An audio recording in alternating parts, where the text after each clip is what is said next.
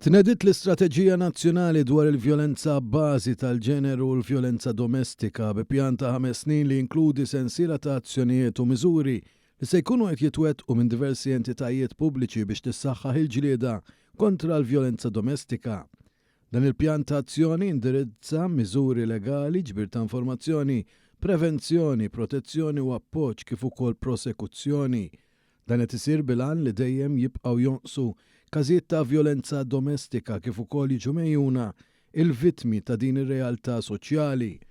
Fid-diskors tal-okkażjoni il-Ministru Byron Camilleri qal li l-vjolenza domestika hija pjaga soċjali li jeħtieġ nibqgħu niġġielduha b'kull mod. Huwa spjega li fl-aħħar xhur u snin sar progress iżda fid-dawl li din ir-realtà dejjema l-impenn huwa wieħed kontinwu.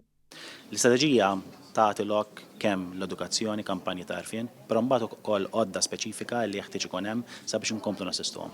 U allura anke matul is-sena d-dieħla fost żewġ għodda partikolari li ħajkunu introdotti għandek l-electronic tagging li ħatkun ukoll tista' assisti vittmi ta' violenza domestika u anke panic alarms li immedjatament kif tafasom tkun tlab tal-assistenza jisek ċempilt 112 sabiex il-persuna li f'dak il-ħin ikollha bżonn l-assistenza tingħata l-assistenza malajr kemm jista' jkun.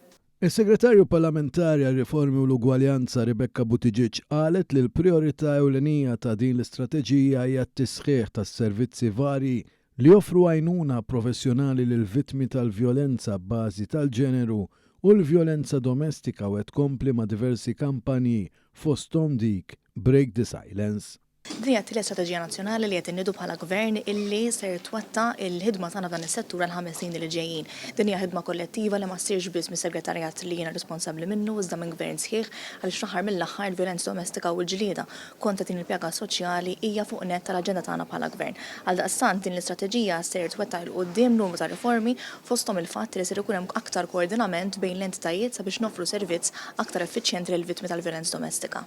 Il-Kummissarju dwar il-vjolenza bbażi tal-ġeneru u l-vjolenza domestika Samantha Pace Gazan spjegat li din l-istrateġija tfasslet b'konsultazzjoni mal-stakeholders u hija imsejsa fuq il-Konvenzjoni ta' Istanbul għall-eliminazzjoni tal-vjolenza bbażi tal-ġeneru u l-vjolenza domestika u tkompli tibni fuq iż-żewġ strateġiji li saru qabel. Mela l-istrateġija hija bbażata fuq l-Istanbul Convention, ġifieri l-pilastri jirriflettu dak li tgħid anke l-Istanbul Convention li hija l-Konvenzjoni kontra l-vjolenza fuq in-nisa tal-Kunsill tal-Ewropa. Fost il-pilastri għandek dik li hija nsaħħu l-liġi u l-element ta' policies biex anke jkun hemm politiki iktar integrati, għandek l-element ta' prevenzjoni, l-protezzjoni u s-support u anke l-prosekuzzjoni. Mart il-Prim Ministru Dr. Lidia Abela li wkoll indirizzat it-tnedija tal-istrateġija għarfet kif l-Istrateġija Nazzjonali trid tagħmel lil Malta mudell li applika l-Konvenzjoni ta' Istanbul. Dr. Abela sostniet li l-attitudni tagħna trid tkun li immiddu għonqna għal iżjed xogħol u għarfet l-impenn u r-rieda qawwija biex jiġu indirizzati realtajiet marbutin mal-vjolenza domestika. Llum kienet ġurnata importanti fejn ġiet imnedija l-Istrateġija Nazzjonali kontra l-vjolenza domestika u l-vjolenza bbażi tal-ġeneru.